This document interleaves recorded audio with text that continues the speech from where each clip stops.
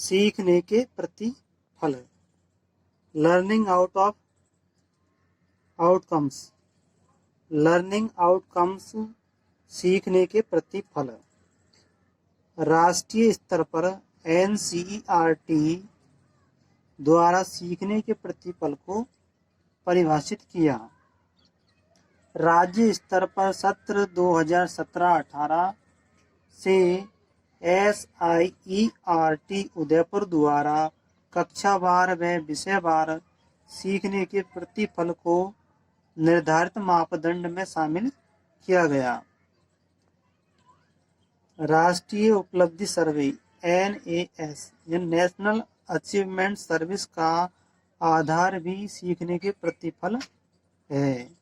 इसी आधार पर राज्य की विद्यालय शिक्षा का मापन किया जाएगा। अब सीखने के प्रतिफल क्या है? प्रत्येक कक्षा के विद्यार्थी के सीखने के बारे में जानना व इसके सीखने की प्रगति पर नजर रखना, इसके लिए कुछ मापदंड रखे गए हैं। अध्यापक, अभिभावक व शिक्षा से जुड़े अधिकारियों को मालूम हो कि बच्चों ने कक्षा में क्या सीखा। सीखने के प्रतिफल बच्चे के बारे में जानकारी उपलब्ध कराने वाले मापदंडों को ही सीखने के प्रतिफल कहते हैं। अब सीखने के प्रतिफल की आवश्यकता। निःशुल्क व अनिवार्य बाल शिक्षा का अधिकार अधिनियम 2009 के अनुसार प्रत्येक विद्यार्थी को गुणवत्तापूर्ण शिक्षा सुनिश्चित कराने हेतु आयु के अनुसार कौशल विकास एवं गुणवत्तापूर्ण शिक्षा सुनिश्चित कराने हेतु राष्ट्रीय स्तर की शैक्षिक आकांक्षाओं की क्रियान्विति हेतु शैक्षिक उद्देश्यों की पूर्ति हेतु किए जा रहे प्रयासों की जांच हेतु राज्य को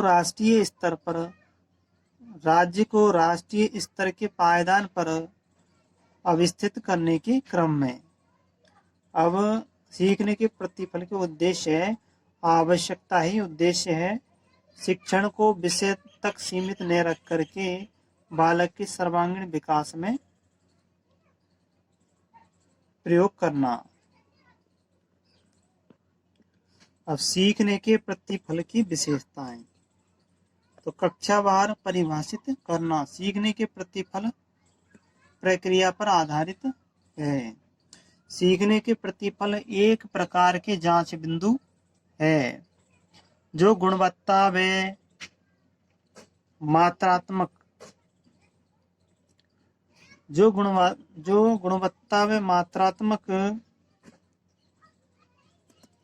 रूप में हो सकते हैं। ये जांच बिंदु बालक के सर्वांगीण विकास की जांच करते हैं।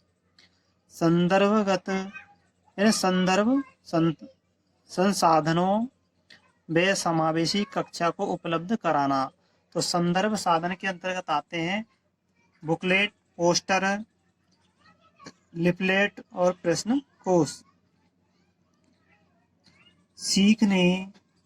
सीखने सिखाने की प्रक्रिया एक यानी प्रत्येक प्रतिफल के साथ संयोजित नहीं होती। सीखने सिखाने की प्रक्रिया प्रत्येक प्रतिफल के साथ संयोजित नहीं होती, अर्थात एक प्रक्रिया अनेक प्रतिफल सिखा सकती है और एक प्रतिफल को सीखने के लिए अनेक प्रक्रिया करनी पड़ती है। जैसे गुणनखंड से जोड़ बाकी गुणा भाग एक साथ सीख सकते हैं, उसी प्रकार गुणनखंड सीखने के लिए जोड़ बाकी गुणा भाग सीखने पड़ते हैं। प्रत्येक विषय के प्रतिफल यानी प्रतिफल को जांच बिंदु कहते हैं।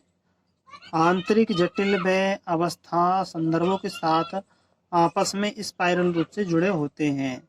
यानी प्रत्येक विषय के प्रतिफल आंतरिक रूप से एक दूसरे से आपस में जुड़े रहते हैं।